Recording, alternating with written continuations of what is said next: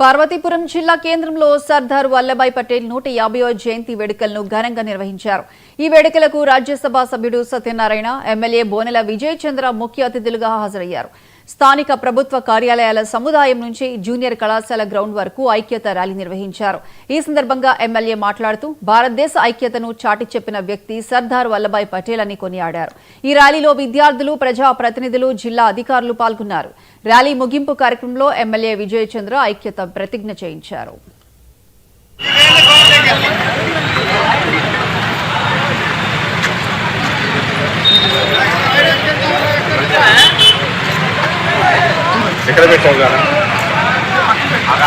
ఐక్యత ర్యాలీ అనేటటువంటి కార్యక్రమానికి ఈరోజు ఆంధ్రప్రదేశ్లో మన జిల్లాలో ప్రత్యేకంగా జరుపుకున్నటువంటి ఈ కార్యక్రమానికి చేసినటువంటి స్థానిక శాసనసభ్యులకు, జిల్లా కలెక్టర్ గారికి, జిల్లా సూపరింటెండెంట్ ఆఫ్ పోలీస్ అధికారులకి, అనధికారులకి, మిత్రులకి, యువతకి, ఇక్కడ విచ్చేసినటువంటి పార్టీకి సర్దార్ వల్లభాయ్ పటేల్ గారి యొక్క వాస్తవ చరిత్ర సమాజానికి తెలియజేస్తూ యువత ఆయన స్ఫూర్తి పొందే విధంగా ఉండాలనేటటువంటి తలంపుతో కేంద్ర ప్రభుత్వం తీసుకున్నటువంటి ఒక నిర్ణయం మేరకు ఈ యొక్క కార్యక్రమాన్ని ఏర్పాటు చేసుకోవడం జరిగింది.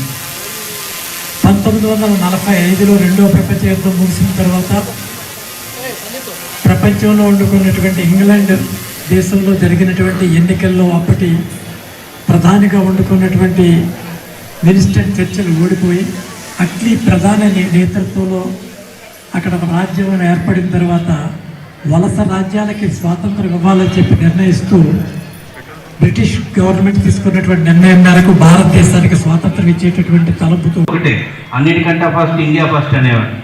దేశమే ముందు, ఆ తర్వాత ఏదైనా.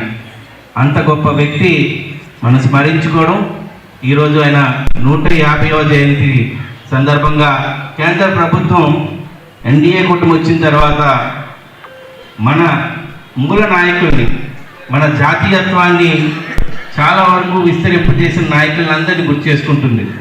ఇందులో ఆయన నిజంగా ప్రధానమంత్రి అయ్యిండుంటే ఆ టైంలో వేరేగా ఉండేది.